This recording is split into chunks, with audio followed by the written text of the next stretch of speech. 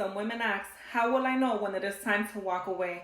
I believe the better question to ask is, how early can I recognize the red flags that God has already showed me? Because the enemy does not show up as a red flag at first. He shows up wearing a mask.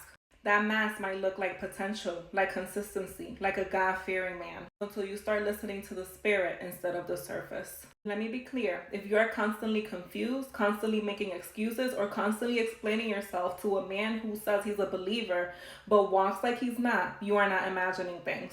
That is not a misunderstanding. That is a red flag. God will never send you someone who draws you away from him. If you have to fight for clarity, for peace, or for consistency, you are not in a godly relationship. You are in a spiritual warfare. Now, I know some of these red flags are hard to see because the enemy is subtle.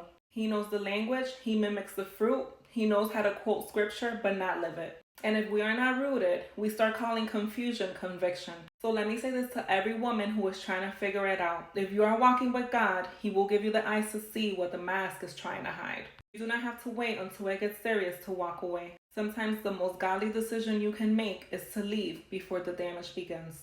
This is not fear. This is wisdom. This is discernment. This is how we protect what God is building in us.